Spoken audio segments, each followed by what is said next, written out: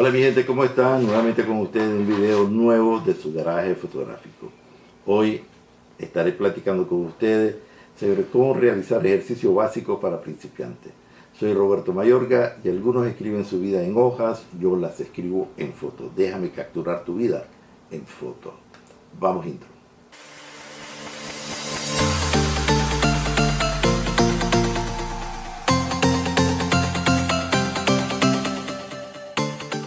Ok, si eres un principiante en fotografía y no has agarrado la onda de cómo es este mundillo, pues te estoy invitando a que realices estos ejercicios básicos de fotografía y así ir avanzando en tu aprendizaje y quitarte el temor de tomar una fotografía.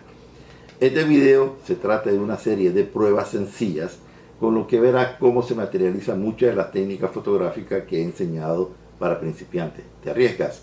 Ven, sígueme, tranquilo, que no es complicado. De hecho, no son más que unos ejercicios básicos que todo principiante debería de hacer en sus inicios para comenzar a dominar la gran mayoría de los conceptos elementales del arte de la fotografía. Por ejemplo, lo relacionado con la exposición, que es lo más básico en fotografía. Así que te invito a que me sigas. Vamos a ir con el primer punto. Son como 10 más o menos. Primero, lleva a la práctica las reglas de composición.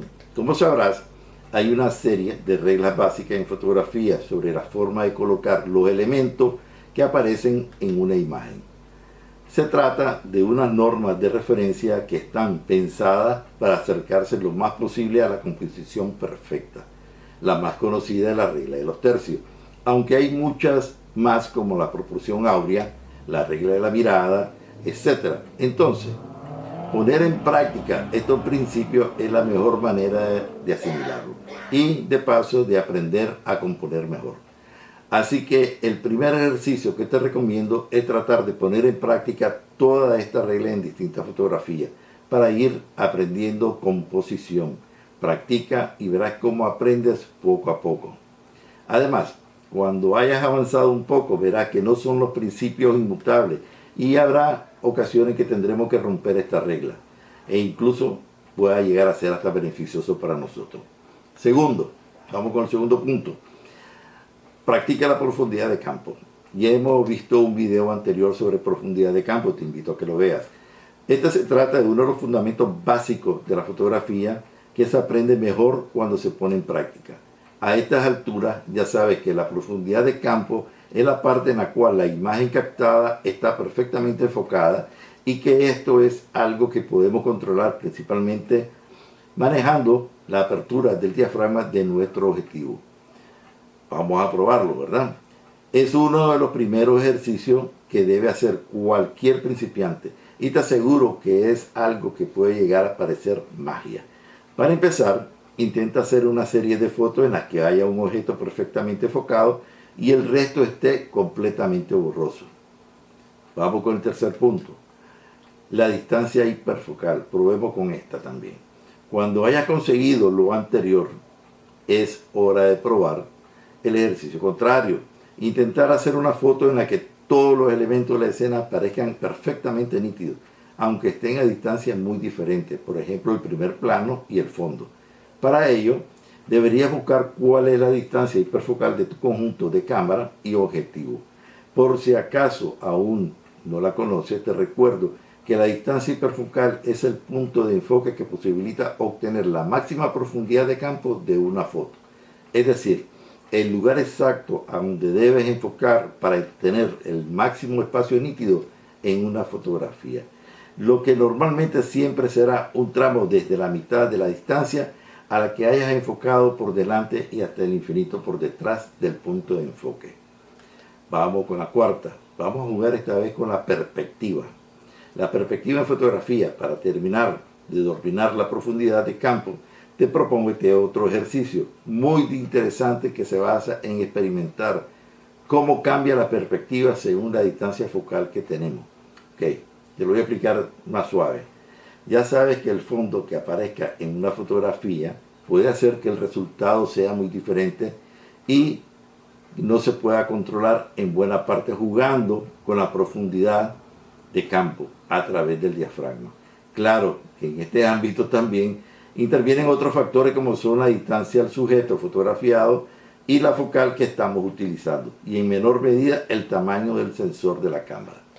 Por eso, el siguiente ejercicio va a ser que hagas varias tomas de un mismo objeto en primer plano con distintas distancias focales y tratando de que su tamaño sea siempre similar en la foto final.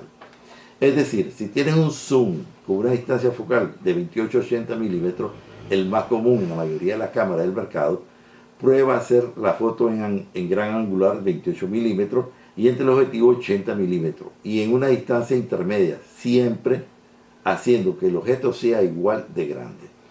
Verás que para conseguirlo tienes que acercarte o alejarte de él. Y también verás cómo el fondo cambia bastante por las diferentes perspectivas. Increíble, ¿no? Cuando veas el resultado te vas a asustar más. Quinto, domina el movimiento. En el movimiento, para dominar el movimiento en fotografía, esto sería controlar la forma en que reflejas el movimiento en tus fotos. Es una de las prácticas más básicas, pero también de las más fundamentales. Y es que, dependiendo de la velocidad de obturación que utilices, podrás lograr resultados muy diferentes que te permitirán o bien congelar el movimiento o bien reflejar dinamismo.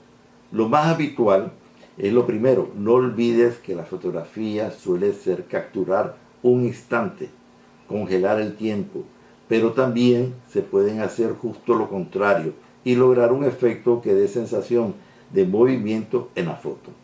Así que lo primero que te propongo es que pruebes a realizar una serie de fotos en las que congeles un instante único. Para ello, como sabrás, tienes que emplear una velocidad de disparo de 1/125 segundos o superior, siempre dependiendo de lo rápido que sea el movimiento en cuestión. 6. Vamos con la sexta parte. Vamos a crear sensación del movimiento. A continuación será el momento de tratar de lograr justo lo contrario, una imagen en la que se logre ofrecer una sensación dinámica gracias a la utilización de una velocidad de obturación larga, a partir de unos 60 segundos, y hasta el tiempo que quieras. Las posibilidades son infinitas, pero siempre debes de tener en cuenta que cuando se habla de velocidad baja, existe la posibilidad de que la imagen aparezca movida simplemente por culpa de sujetar la cámara con las manos, ¿verdad? Entonces piensa que se trata de reflejar el movimiento en la imagen de todo lo que realmente se mueva. Por eso, aunque todo depende de la escena en concreto, normalmente vamos a tener que utilizar o necesitar un trípode. Así que sal a la calle y empieza a hacer pruebas bajando la velocidad de disparo y viendo los resultados al instante. Vamos con el séptimo. Inténtalo con un barrido. No es que vayamos a barrer la calle. Así se conoce en fotografía, un barrido. Un barrido es una técnica especial que permite capturar movimiento en una foto de una manera muy dinámica.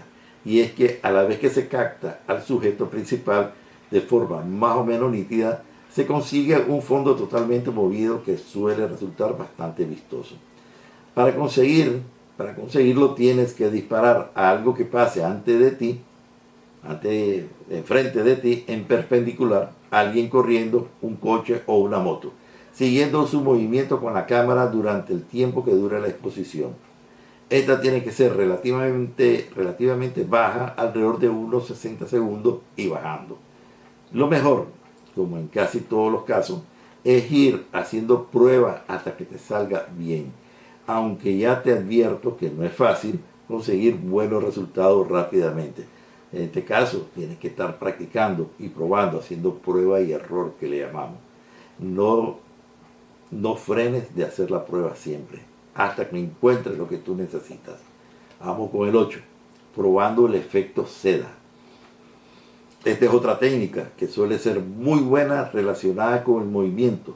Es lo que se denomina efecto seda y que se suele utilizar en fotos que reproduzcan agua en movimiento, normalmente un río o una playa.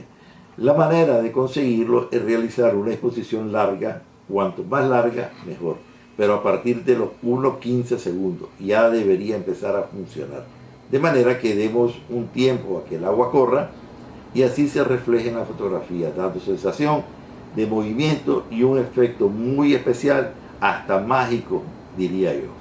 Para obtener los mejores resultados te recomiendo el uso de un trípode, y si haces la foto con luz diurna, el uso de un filtro de densidad neutra, que no es otra cosa que una especie de gafas para el sol que utilizará nuestra cámara, para conseguir que la exposición sea lo más larga posible y potenciar más el efecto. 9. Estamos con la penúltima.